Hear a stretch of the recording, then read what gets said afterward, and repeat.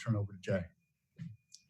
Everybody, thank you for being here. It means a lot that y'all would show up and, want to hear what I'm saying. And I just want to, first off, just thank y'all. But second of all, just something very exciting has sort of been in my life the past couple months, and it's been working. I just want to share our new nonprofit that's called Original Design. Original Design. We're going to get into a little bit more of the mission and vision in a second, but I just first off want to give you a timeline of sort of where we started and what was in my head going back a couple months. But to start off first, I go back to my middle school years, and even before that, I've always had a passion for the sport of football, and it's driven me, and I've worked hard at it, and I've gotten the opportunity to come play at this awesome university, and I'm extremely grateful for that. And so that's sort of my passion with that. And then going into high school, I really started really diving into my faith in Jesus Christ and what he's done for me on the cross. So that's another big part of my life that plays into this journey. And then thirdly, coming to college, I was undeclared within my major. So I was trying to figure out, what degree do I want to pursue? And I just decided I want to go with public health. So at first I didn't really understand what I wanted to do with that. And then now I understand how everything's coming together within this nonprofit, Original Design. So those are the three biggest things that, before I even got to college, or before I got to college and when I'm here, that are sort of the foundation of certain things we're going to be talking about in a couple of minutes. But those three things are my life, and I really put extreme value on those three things. And I try to live by those three things. And it was about February this past year where, I was talking with a couple friends. I remember some of my close friends talking about life and talking about, my life. And I remember just having this feeling that I wanted to dream more.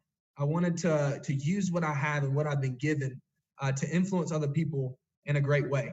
So I started just dreaming on that, how do I want to use my influence to impact other people in a positive way?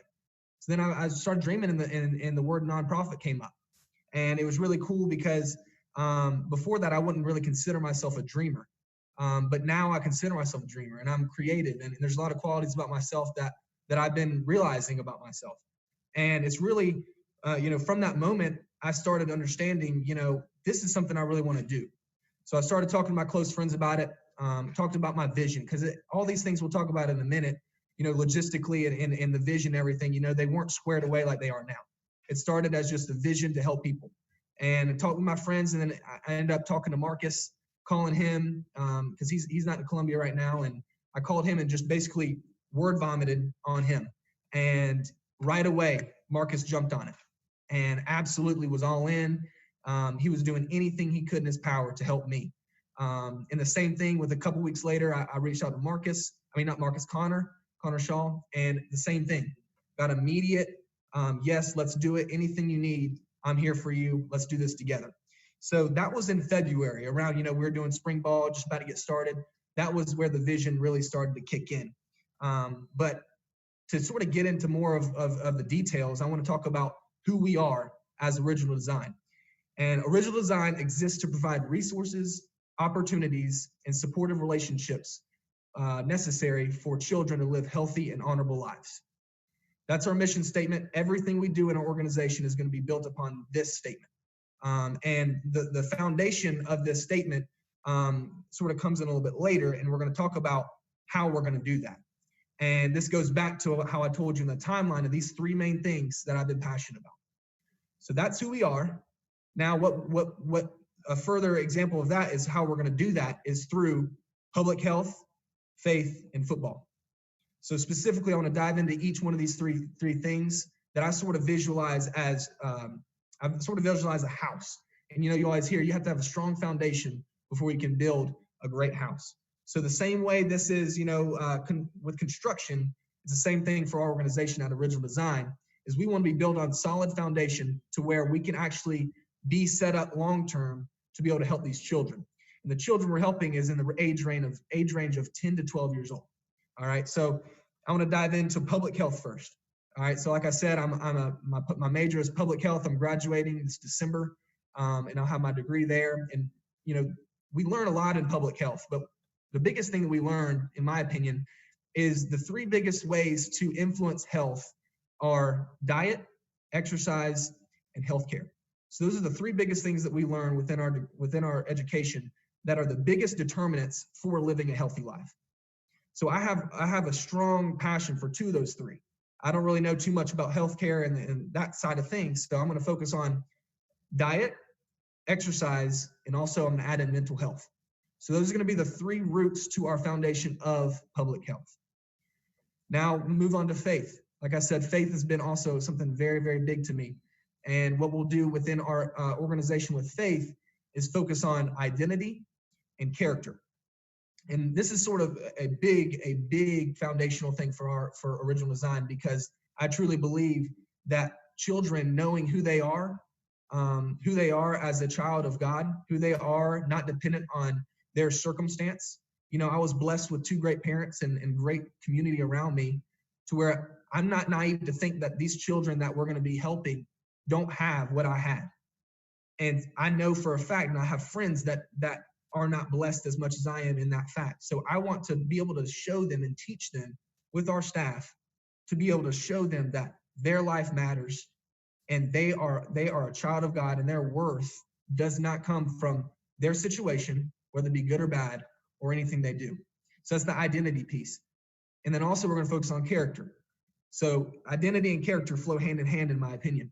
So we're able to act and we're able to perform outside of or because of our identity. So it's hard to have good character if you don't have good identity, because they're two interlocked, they're interchangeable, right? So that's the biggest thing with the vision of faith, is we're going to use identity and character to really help shape these children's lives to where they can live healthy and honorable lives.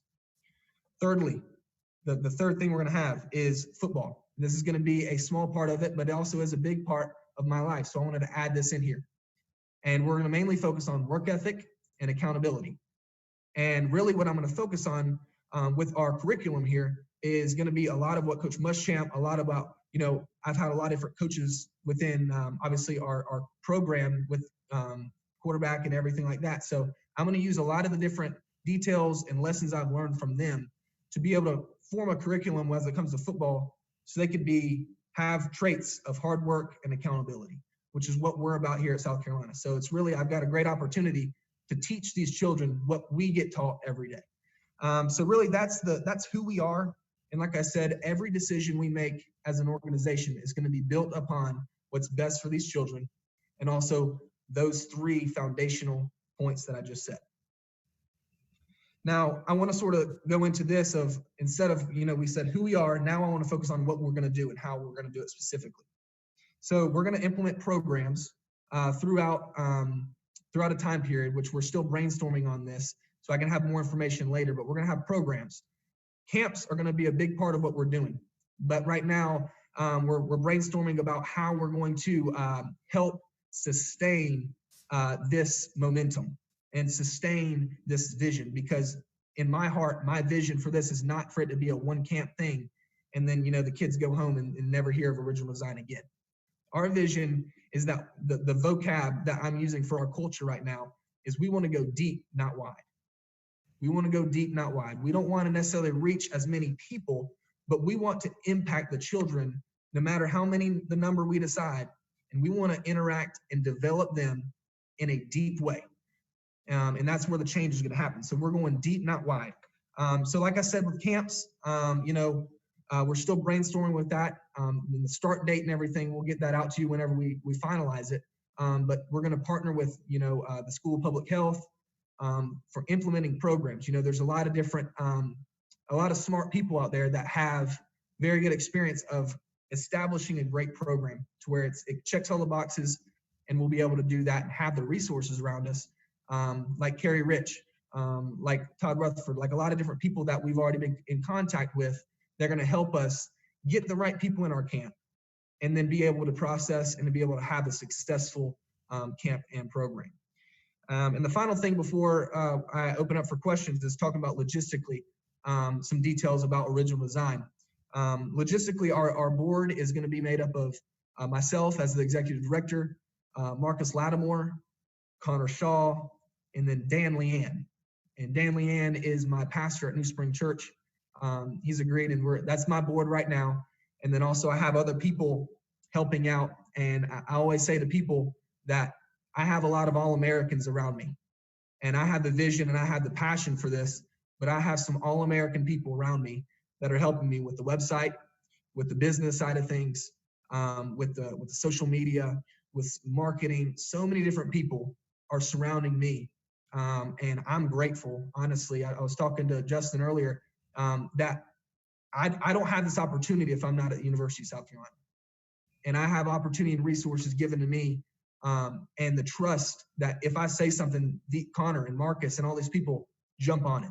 And I'm just extremely grateful that I get to be here and I get to pursue my passion outside of football, but also with football, and using all of my passion to be able to create change, to be able to make a difference in Columbia, and then we'll see how far this goes. But I'll open up for questions if y'all have any. First question will go to David Cloninger, the Post and Courier. David, if you'd unmute and go ahead and ask your question to Jay. How's it going, Jay? Thanks for doing this, first of all. With the shirt that you're wearing, the sign that you had during the protest, how much has that helped really push this organization's message and kind of get that out there into the public eye? Yes, sir, Dale. I think that it really helped. I think that it gave me a lot of confidence. This matters the minimum phrase, wasn't, we didn't plan for it to go viral. We didn't plan for it to even get any attention. And to see how fast this message has moved, to speak on matters the minimum a little bit also, matters the minimum is a movement that we're having that is a secondary thing to original design. So I look at it as original design is the big umbrella. All right, matters the minimum is underneath. That is a passion, but also a revenue stream because we do have these shirts for sale on my website and on social media. That are all the profit from these shirts are going towards my nonprofit Original Design. So I would say yes, it definitely impacted, and it definitely sort of gave me some confidence going forward. Next question goes to Ben Briner, the State Newspaper. Ben. Hey, Jay. Also, thanks for doing this. Hope you're doing well. I kind of wanted to ask, how much guidance have Marcus and Connor been able to provide, especially as you kind of said, camps are going to be sort of a part of this, and obviously both of them have a lot of background and expertise on that front. Yes, sir. So Marcus and Connor, like I said earlier, like I could not do it without them. I think they have played a huge role in just, Marcus specifically, calling him. He was one of the first people I called, and just seeing how, I feel like I could said anything and Marcus would have jumped on. And that just shows you that, the type of guys they are, but also, their influence, but also their knowledge. And they've been able to tell me, hey, Jay, you might be doing this wrong. Let's change this. Or, hey, man, you're doing a great job with this. Let's keep on going. Let's keep on moving. And I think that's been the biggest help is just whenever I need them, they just, we talk a lot. So we've been calling phone calls with Marcus and then, calling Connor, or he's in the building. So I'll just come see him. But also Dan, making phone calls to him and going up to Greenville and seeing him. So it's been a really big help. Again, if you have questions, go ahead and raise your hand and we'll get to you. Wes Mitchell has the next question. Wes.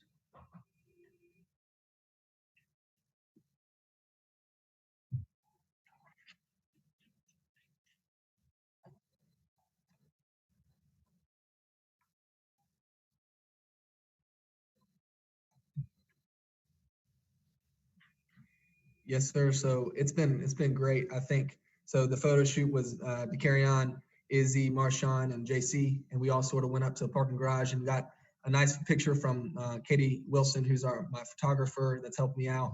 And it was just great. I mean, I called them and literally just talked to them about it, and they knew my mission, and they hopped on board too, and were excited to help me get the message out because they know that, not only is Original Design's vision important, but also matters the minimum, specifically them being African-American, pushing for that social equality as well. I think that played a big part in it as well. Next question comes from Pete Acabelli of the Associated Press. Pete, and if you would mute your sound first, or unmute rather. Hey, Jay, thank you very much for doing this. It sounds like you're very passionate about this. Did you have to work with your compliance office to make sure that everything was copacetic with the NCAA. And how do you plan to split time between this and when we finally get back to football? What's your plan for that? Yeah, so I have talked at the beginning, talked to Jeff Whitehead and Chance Miller a good amount, just about compliance-wise, and I got the go-ahead, the green light from them. The biggest thing obviously is use your name and image, but because this is a nonprofit 501c3, I am allowed by the NCAA to receive money and receive donations for the nonprofit. So that was really cool. When I heard that, I sort of had the green light to really put more time into it. Because at first, I didn't know the timeline of what I wanted to do and when I wanted to do it, especially if I didn't know if I could while I'm a player. But then when I got the green light, man, I just put my head down, and we had meetings in Zoom. This is all during quarantine, so I would do my football stuff and focus on that, and then I would spend the rest of the day really, ironing out the details of this and trying to, talk to the right people to help me get things started. But I think with football, it's I don't have it all figured out. So I'm obviously going to be talking a lot to Coach Muschamp and Coach Bobo and, people that have maybe done something like this before. I know it might have not happened a lot, but I think that, just communicating is the biggest part. I think trying to figure out, all right, my main focus, my main priority is football. And that's how it is. Football is the most important, school and football within this. And then this comes after, original design comes after those two. So, it'll all work itself out, I believe, and I know that coach, both my coaches, and would want this to be successful too, and they do. So they're going to help me along that and give me, advice as it pertains to that. Next question comes from David Cloninger. David. Jay, do you have a target date for your first camp, maybe next spring or next summer? We're thinking late spring next in 2021. But we're not necessarily sure to put something final, but it's definitely not anytime soon. Like I said, we wanted to launch and get the support and allow everybody in on what we're doing. But like I said before, we're not trying to rush and trying to really establish a really good program to where it could be sustainable. Back to Pete Acabelli. Pete. Jay, if you could give us a little insight about what's it like at the football facility now? How's everybody progressing and getting ready for a start of something that we're not really sure yet when things are actually going to start?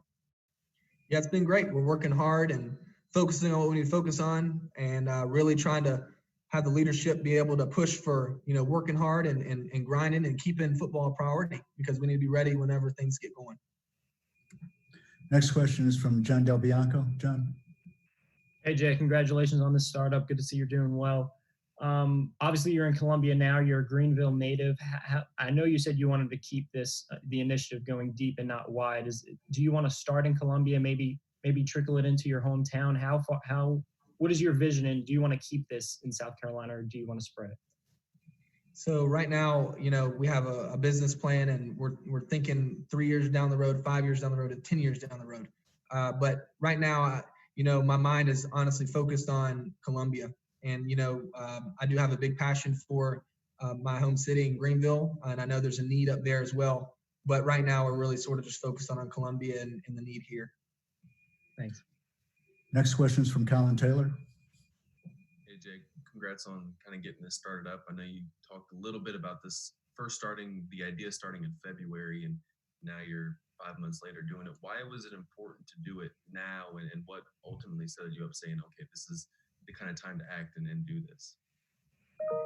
Yeah, I think it was important to get things started now because of the time. I think I'll never have, going back to quarantine and coronavirus, I think, obviously it's perceived as a negative thing, and it is a negative thing. But I was thinking the other day, if it wasn't for quarantine, I don't know honestly how far I would be in on this. So I know that, certain things are designed, I believe, that are for good throughout bad circumstances. And I know definitely original design would not be where it's at without, a hardship and adversity. So I think it was just a time of, we had 3 months of quarantine where I had, I'm working out, I'm studying, but then I'm like, I have nothing else to do. So the time frame was just perfect, and getting things launched up here, and then going from there and seeing how it goes. Next question is from Mark Whiteman. Hey, Jay, appreciate you doing this. Wanted to ask you a little bit more about Matters the Minimum and obviously the message going viral across the state. I know you've got a great friendship with Darian Rensher. How proud were you to see your message kind of explode across the state of South Carolina, and also just how proud of you are you of your friendship with Darian and what he was able to do up here organizing the Black Lives Matter protest in Clemson? Yeah, I'm very proud of Darian and everybody up there, and Trevor and a lot of the guys that sort of organized that. Very good friends. I love them to death, and just seeing the message spread like it did, it was really humbling, and it was an awesome experience to really see how important social equality and ending racism is, and the message that needs to be across, whether no matter what your situation is, being able to show love and to love everybody no matter what their skin color is. I think that was the most impactful part, is having a movement that's so important to our society right now, but also having really close friends support it, like Darian and everybody have already supported it. It really has been humbling. Ben Briner has the next question. Again, if you have a question, please raise your hand and we'll get to you as soon as we can. Ben with the next one. Hey, Jay again. I kind of wanted to ask, as you've sort of been, had this kind of break from the normal rhythms of football and been kind of developing this, what have you sort of learned about using time and kind of what you've been able to do with sort of this break from kind of the year-round routine that is sort of football? I think time management is also something very, like you said, very important. And it's sort of, this time has given us, practice with it. And I think, whenever a curveball is thrown, like we have gotten, it's important to understand that, as bad as it is, it's for a purpose. Everything happens for a reason. And being able to just, manage my time, whether it be watching film or studying the playbook or having meetings or finishing up academics, during the spring semester, whatever it was, giving yourself time to rest, giving yourself time to focus on new passions. Because if you're not, it's really hard and it's really easy to slip into, anxiety and depression, because you do things, we do football all the time. We do school, we have this rhythm, we have this, schedule.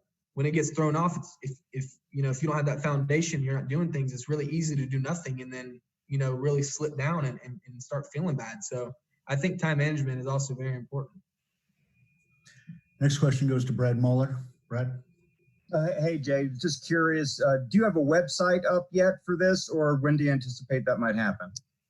Yes, sir. So the website is www.originaldesignsc.org. And then social media, we have on Instagram, at Matters the Minimum. And then there's a original design Instagram called Original Design SC. And then Twitter is OG Design SC. Thank you. Could you give that website one more time? Yep. www.originaldesignsc.org. Great. Any other questions for Jay? I don't see any, so I guess we'll wrap this up. Jay, appreciate you taking the time and congratulations on this. It sounds like an exciting thing and it was something to keep you busy. Yes, sir. Thank y'all for coming. Thank you, Jay.